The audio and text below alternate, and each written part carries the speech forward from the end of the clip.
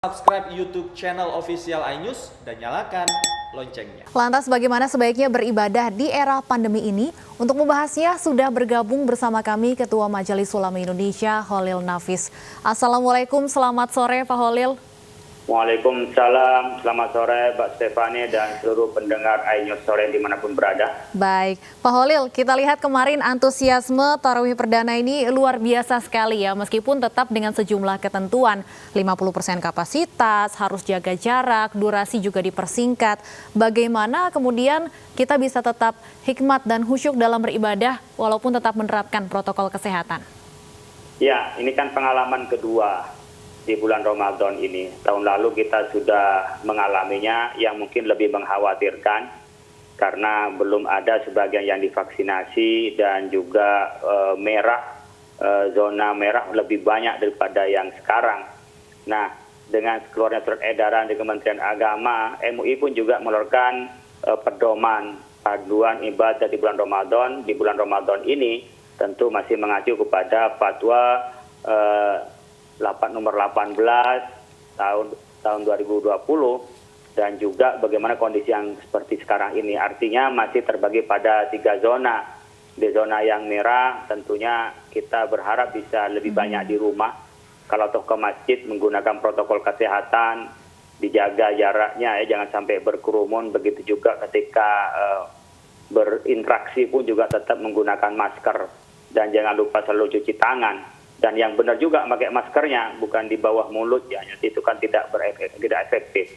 Nah, di zona yang oranye tentu tetap menggunakan protokol kesehatan. Di zona yang hijau, saya lebih banyak melihat di kampung-kampung yang tidak interaksi dengan luar dan luar tidak masuk ke dalam kampung itu sudah lumayan aman. Bahkan mereka sudah lebih interaksi. Saya berharap bisa softnya itu bisa rapat, tetapi setelah sholat bisa renggang kembali. Tapi itu di zona yang hijau yang sudah memang jelas-jelas oleh pihak berwenang dan kompeten yaitu medis menyatakan tidak ada pandemi COVID-19 di sana. Baik, Pak Holil, kemarin juga MUI mengeluarkan anjuran terutama untuk masjid kecil yang sirkulasi udaranya kurang memadai supaya sholat dipercepat dan agar jemaah jangan berlama-lama di masjid. Nah, baiknya ini apakah kemudian kita tetap melakukan sholat di masjid tapi dipercepat atau sholat di rumah saja tapi bisa dengan durasi yang lebih lama? Kalau saya melihatnya dari anjuran ini, artinya kami MUI melihat dari anjuran ini untuk menyatakan di masyarakat yang masih zona merah, kemudian masjidnya kecil, kalau sekiranya ragu untuk datang ke masjid ya di rumah saja. Kalau toh mau ke masjid ya tentu mengikuti protokol kesehatan. Artinya kondisi sekarang tidak ada yang dilarang ke masjid. Kondisi sekarang tidak ada yang dicegah ke masjid, semua bisa ke masjid. Hanya saja tetap harus waspada bahwa di masjid yang kecil yang tak mungkin lagi kita bisa menghindari berkerumun, interaksinya tidak lagi bisa dibikin jarak, maka lebih baik di rumah saja. Saya masih mengalami beberapa minggu lalu khutbah Jumat di daerah Jakarta Timur, itu ketika saya masuk, Masya Allah, itu rapat. Saya menganjurkan gimana orang udah pada masuk semua, ya ada sebagian di antara kita ini sekarang sudah mulai lengah. Saya selesai sholat, saya langsung pergi saja. Diajak interaksi saya sudah nggak mau. Karena apa? Saya harus menjaga dan saya menyampaikan kepada takmirnya, tolong besok-besok patuh terhadap protokol kesehatan. Nah, ini juga kasus yang seperti ini perlu juga disampaikan kepada umat, maka melalui seruan MUI yang kecil, hendaklah kalau memang tidak bisa menghindari, kemudian takmir tidak bisa tegas untuk melaksanakan protokol kesehatan, para masyarakat sekitar masjid tidak usah ke masjid, di rumah saja. Kenapa? Daf'ud doror itu, daf'ul mafasid, muqaddamun ala jalbil masalih. Menolak keburukan didahulukan daripada mendapatkan kemaslahatan. Jadi menolak keburukan tertular pandemi karena kita tidak tahu siapa yang terkena. Lebih baik daripada kita melaksanakan sholat sunnahnya tarawih. Tentunya kita menjaga hifdzun nafsi, menjaga jiwa itu adalah wajib. Sementara tarawih itu hukumnya sunnah. Maka lebih dahulukanlah kita untuk menjaga atau melaksanakan yang wajib itu. Itulah himbauan dari MUI dalam kondisi tertentu. Baik. Sehingga kami berharap kerjasama dengan masyarakat, bekerja sama dengan aparat untuk ikut tegas melaksanakan protokol kesehatan. Pak Holil, kalau kasusnya kemudian ada jemaah berasal dari zona merah, tapi dia ingin sekali melaksanakan ibadah di masjid sehingga rela bepergian memaksakan diri mencari masjid di zona hijau. Ini imbauannya seperti apa dari MUI? Ya silahkan, kita memang lebih afdol ya, kita sholat di masjid terdekat dari kita, lebih utama. Tapi tidak dilarang ketika kita mencari masjid yang lebih nyaman, masjid yang lebih melaksanakan protokol kesehatan. Sekarang kita melihat kalau di kota-kota itu kan di masjid yang fasilitasnya bagus, ruangnya terbuka, bisa physical distancing, itu tentu lebih dicari. Apalagi tempat itu juga melaksanakan protokol kesehatan dan juga aspek kesehatan termasuk kebersihan. Itu sudah biasa kalau di kota-kota besar seperti di Jakarta ini menjadi tumpuan orang seperti itikaf, orang ibadah gitu. Itu boleh-boleh saja, apalagi di masjid terdekat tidak melaksanakan protokol kesehatan. Baik. Kalau dalam keadaan normal tentu adalah masjid terdekat yang lebih baik untuk kita datangin. Iya, memang di bulan suci Ramadan ini tampaknya jemaah kan berlomba-lomba ya untuk beribadah karena katanya pahalanya dilipat gandakan. Nah, kalau kemudian jemaah yang berada di zona merah dan oranye tidak bisa melaksanakan ibadah di masjid ataupun juga ada kendala lain sehingga tidak bisa beribadah di masjid, ini apakah mengurangi pahala yang diharapkan? Kita niat saja kebaikan itu oleh Allah sudah diberi pahalanya. Bagi orang yang sudah rutin melaksanakan kebaikan, kemudian terhalang karena uzur syar'i, lalu dia tidak melaksanakan seperti kita setiap Senin Kamis puasa, kemudian karena sakit ya, sama dengan biasanya kita di bulan Ramadan itu ke masjid iktikaf, tapi 2 tahun ini sudah tidak karena pandemi, maka pahalanya tak berkurang sedikit pun daripada 3 tahun, 4 tahun yang lalu yang kebiasaan kita masuk ke masjid. Tapi kalau memang mulai dulu nggak pernah masuk ke masjid, sekarang ada pandemi ya nggak dapat pahalanya istiqomahnya masuk masjid. Tidak ada dapat pahalanya kebaikan. Jadi kebaikan yang sudah jadi kebiasaan kita, kemudian kita tidak bisa melaksanakan karena uzur syar'i, karena sakit, ada wabah, pandemi seperti sekarang, maka pahala kita sama pada saat kita normal dan kita rajin ke masjid.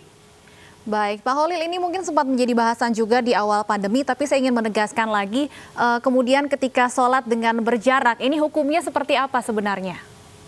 Ya memang Nabi mengatakan bahwa kalau kita sholat itu berjarak, maka jarak itu didatangin setan hitam. Ya, setan hitam artinya kita ini tercela kalau menjaga jarak itu pada kondisi normal. Kalau memang kondisi darurat, tentunya kita bisa apapun yang penting bisa melaksanakan, itu bisa dilaksanakan. Bahkan yang haram pun dalam keadaan darurat itu boleh. Ini kan tak sampai haram, cuman utamanya bukan bagian dari syarat sahnya sholat kita itu rapat, bukan. Tetapi memang afdolnya, utamanya, sunnahnya kalau kita rapat itu perintah Rasul ka'annahu ya sofan. Jadi dalam satu sof kita bagaikan malaikat yang satu sof ketika dia menghadap kepada Allah, ya sebagaimana tentara-tentara itu ketika satu sof berbaris, kira-kira seperti itu yang dibayangkan pada sof sholat ini. Nah oleh karena itu kondisi normal yang harus sofnya rapat, kondisi tidak normal ya ikut tidak normal, sehingga kita boleh renggang karena merapatkan sof itu hukumnya sunnah, sementara kita menjaga kesehatan hukumnya wajib, maka mendahulukan wajib daripada mendahulukan yang sunnah. Baik, kalau terkait dengan buka puasa bersama dan sahur on the road, sebenarnya ada nilai ibadahnya tidak, Pak Holil? Sebenarnya buka puasa bersama itu kan mengamalkan hadis Nabi, man fattara sha'iman kana lahu mithla ajri la yanqus min ajrihi syai'a. Orang yang berbuka puasa kepada orang yang berpuasa itu dapat pahala puasa tanpa berkurang sedikit pun. Maka kalau kita pergi umrah atau ke negeri Arab itu orang berjublan ngasihin buka puasa karena dapat pahalanya orang berpuasa. Kalau kita ngasih buka puasa 100 itu dapat pahala 100. Nah, demikian juga kita punya tradisi. Jadi ajaran Nabi di Indonesia dijadikan tradisi. Banyak sekali ajaran Islam dijadikan local wisdom, dijadiin kebiasaan, kebudayaan di kita. Nah itu sandarannya pertama adalah kita memberikan buka puasa, dari tuan rumah mendapat pahalanya orang yang berpuasa. Yang kedua di dalam institusi kita ya berkenaan dengan perkumpulan-perkumpulan kita, organisasi dijadikan lahan silaturahim. Jadi dapat dua, dapat silaturahim, dapat juga memberi buka puasa kepada orang yang sedang berpuasa, sehingga dijadikan tradisi oleh kita. Tetapi sekarang ini adalah kesempatan barangkali para pejabat, orang yang aktivis itu untuk bersama dengan keluarga. Kalau tidak karena ada pandemi, kita seringkali nggak bisa menolak ajakan buka puasa bersama. Ya, bahkan mungkin ke rumah itu hanya awal Ramadan dan akhir Ramadan.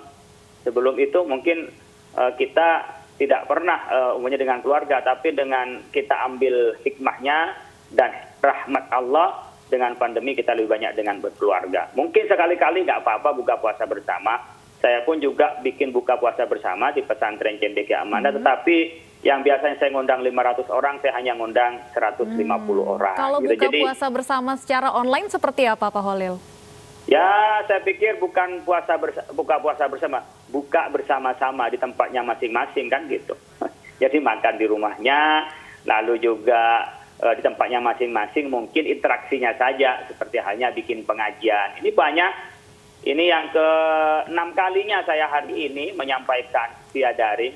Ya, jadi orang ngabuburit, buka puasa bersama, kita dapat sentuhan rohani, merasa ada interaksi.